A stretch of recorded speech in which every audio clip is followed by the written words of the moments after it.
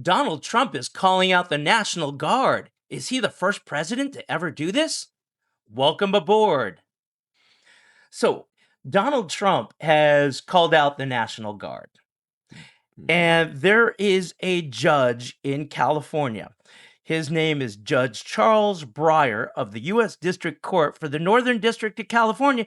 He has now ruled saying President Trump has the presidential power to nationalize the National Guard, to mobilize it, but he can't use it.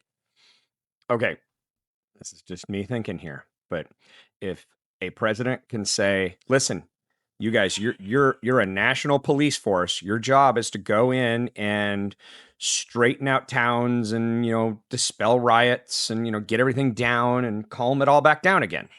That's your whole purpose of life here. I'm mobilizing you. I'm sending you to a place." Isn't that exactly what they're supposed to do? I don't understand. Let's just look at the history of the National Guard. Let's just look at some events that What? maybe some former presidents No, no, have no. done. Wait. You're telling me that other presidents have mobilized the National Guard? Oh yeah, I'm telling you Whoa. that. Well, let's start more recent. Let's keep it to like within the last 100 years?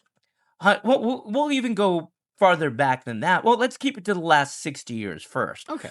Yeah, so we'll start with Bush. We'll start with Trump. Well, He's no, the let's newest. do it the other way. Okay. From oldest. Oldest, and we're going to start at the 60s. All right. Okay. So you got President Eisenhower. I like Ike. And people liked Ike. That was his slogan. I like Ike. People got that. He sends the National Guard into Little Rock to enforce desegregation, to make sure Black students could go to the nearest school that they could. So he nationalized the National Guard and forced a state, even against their governor's will, to desegregate. In fact, I'm going off the top of my head here. It was the governor who said segregation now, segregation tomorrow, segregation forever. I think that was George Wallace off the top of my head. He called up the National Guard and he enforced desegregation. Now, there's another one. Have you ever heard of President Kennedy? A little Yeah, bit. He sent the National Guard to Mississippi to protect a guy named James Meredith, who enrolled at a college called Old Miss. And guess what? They forced Alabama, they enforced the university to desegregate. Now, I don't know if you agreed with King Kennedy, or was it Emperor Kennedy? Oh, wait, I think he'd have preferred Emperor. yeah, okay, I think he would have. maybe, but he did that. There's another one. And to be fair, he was a Democrat. Oh, he was a Democrat. A Democrat can do it, no problem. Yeah. Let me give you another Democrat. Blatant racist, used the N-word like it was water. President Lyndon Baines Johnson. Isn't he the one that also had the screenings? The screenings, the KKK video screenings? No, that was Woodrow Wilson. We'll get to him. We'll get to Wilson. Right. No, Johnson had something with all that too. Well, Johnson was a blatant racist. And when they asked him, why did you support the Civil Rights Act? He realized the Republicans were going to push this through. Yeah. He realized that if he didn't support the Civil Rights Act, that they were going to lose Black support. So he said, and I need to edit this quote because I don't want us to get kicked off of YouTube, but this is a quote with one small change of a word.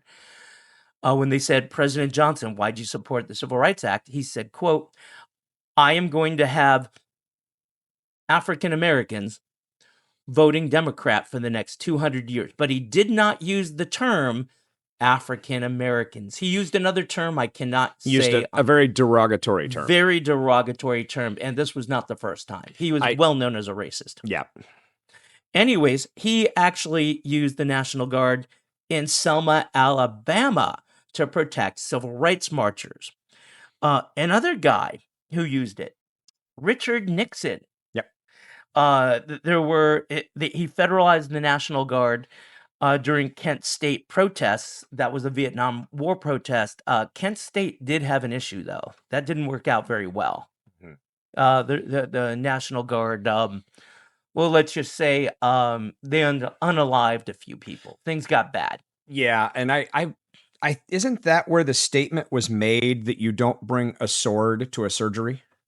I don't know. It seems to me like I think that was the statement that was made. It was something like you don't bring a sword where you need a scalpel, or you don't bring a sword to a surgery, or something like that.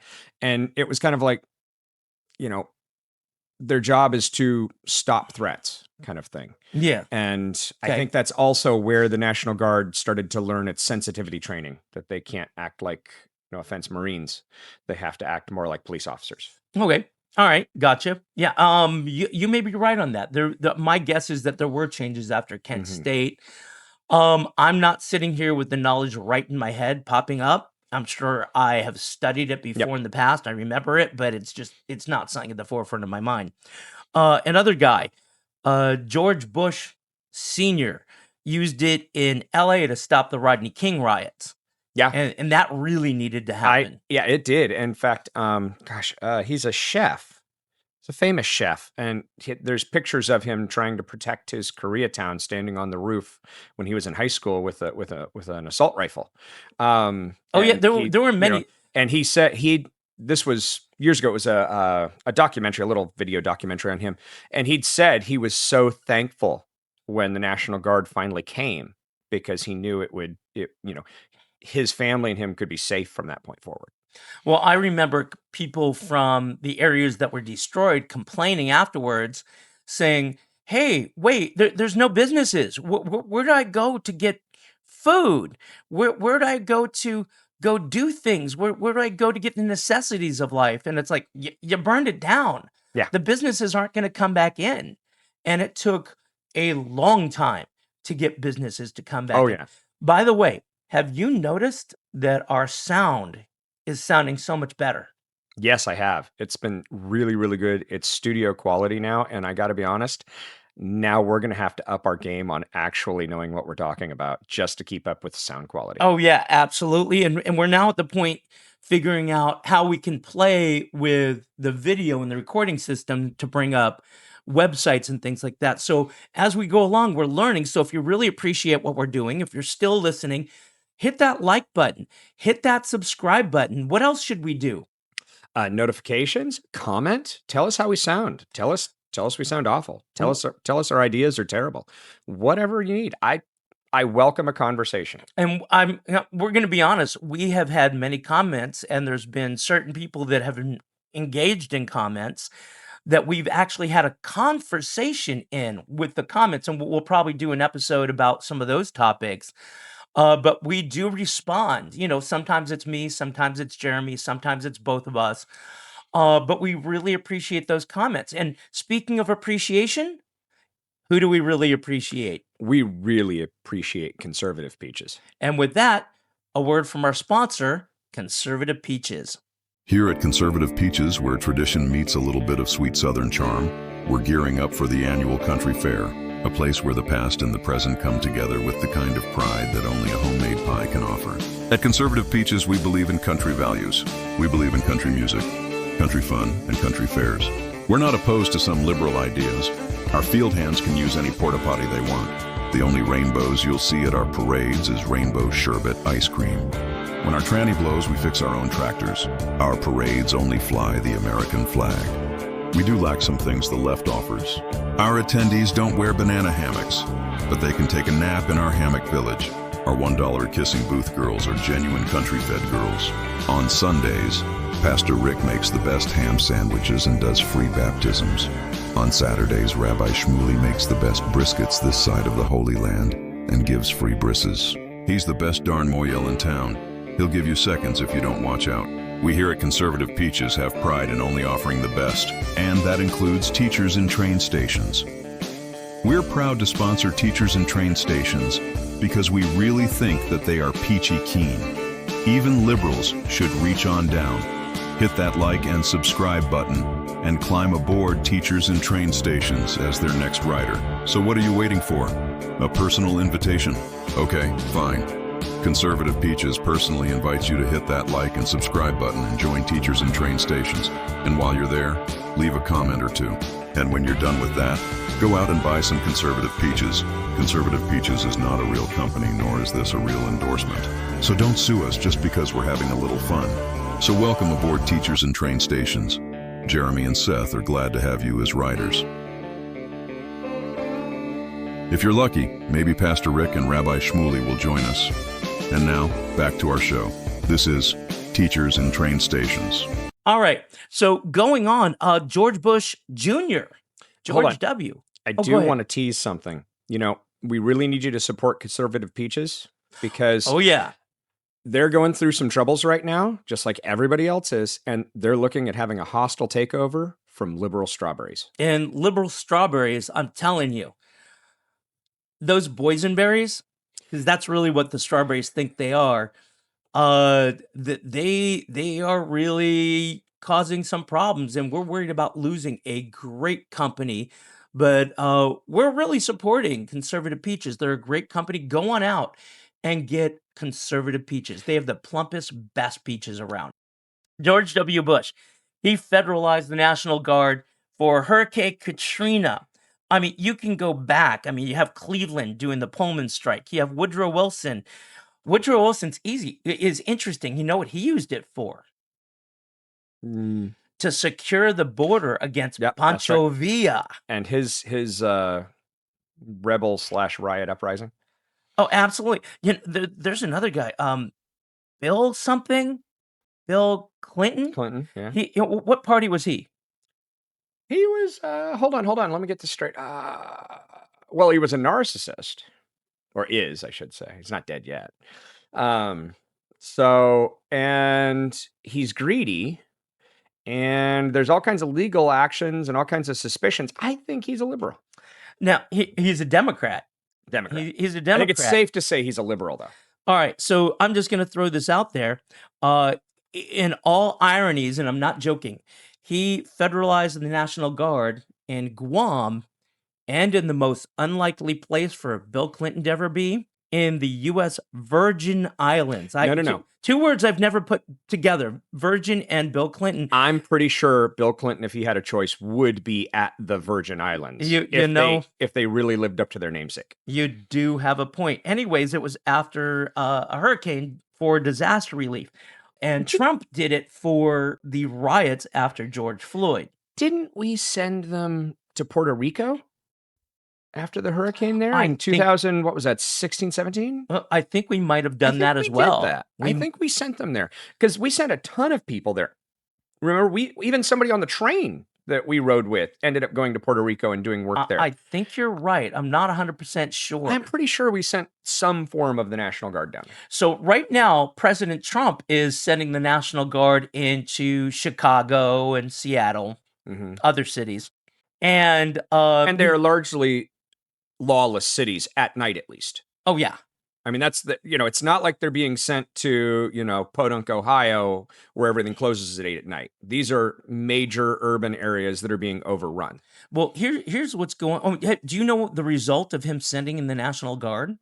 I would say anecdotally, but I've paid enough attention. But I mean, the result is that people are claiming that they can now go out and go to dinner in these places, go places like that. I wish I could remember the city. I just remember the soundbite a little bit of it.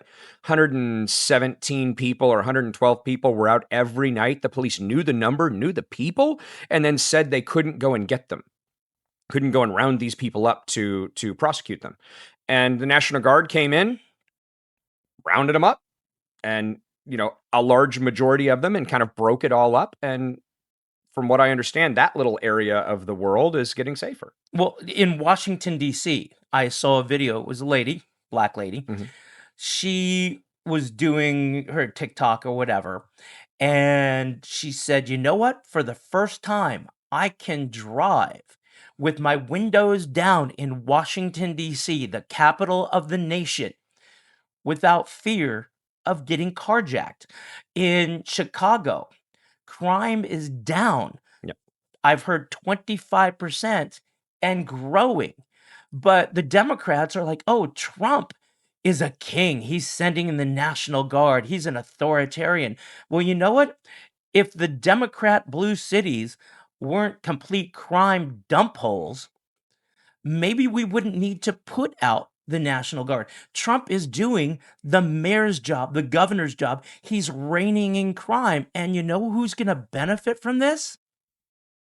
The cities, the businesses, the towns. I mean, that's the thing. The economy at the end of the day. At the end of the day, no matter what we're talking about here, a government, a country has to run on dollar signs. Absolutely. And if people don't feel safe to go out, none of those businesses can stay open. Absolutely. Absolutely. And so, yeah, I mean, at the end of the day, yes, people will benefit. The cities and towns and those governors and those mayors will benefit because they won't have so much infrastructure that they have to keep replacing and cleaning up. It all goes right down to the economy will be better in those areas. People will feel safer. People will spend more money there. If people spend more money, they pay more in taxes. People pay more in taxes. That money stays in their community. And when you spend more money, businesses need to hire more people. That gets people off of welfare. That takes people off of the social net, the safety net of society. And then those people, some of them will say, hey, you know what? I can open up a business. And it snowballs in the effect. Crime really pulls back, really is detrimental to the economy. And you know the strength of a country or a city by the economy. Yep. You want people opening up businesses. And you're right. You could actually lower taxes when the economy's good and gain more revenue when you have less crime. And so number one, I want to give Judge Charles Breyer the Idiot Award of the Week. Judge Breyer, you're a moron. You're an idiot. And you know what? I don't know what other cases you've ruled on, but you must be highly educated, because you have to be highly educated to be that stupid. But to be fair, he said Trump can move them. Trump can put them there. You can nationalize them. You can't use them. That's right. He can put them there. You just can't use them. Well, that's okay. You just put them there. They do their own thing. I don't need to tell them what to do. They know what to do. Yeah. I mean, the whole reason the National Guard exists is to keep law and order. Hey, guys, go stand over in that bad city. Do your job. Bye. And to refer to what's going on this week, no kings. Oh, Trump is nationalizing the National Guard. He's sending people in to arrest people. He's arresting the bad guys that are ruining your cities.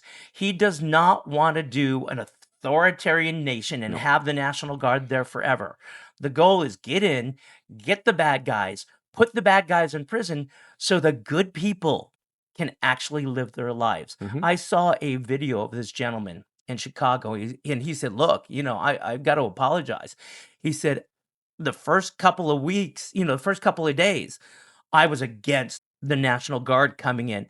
But after a week or so of this, after 2 weeks of it, however long it had been, he stated it in his video, he said, I am really grateful for President Trump. I can go out at night. I can live life. And with that, we'll see you at the next stop.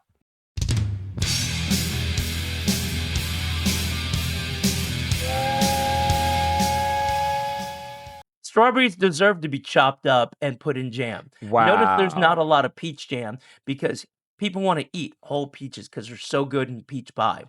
But going back, George W. That's Bush. got to end up on the editing. That's going to be on the editing floor. That's going to suck. There's the outro.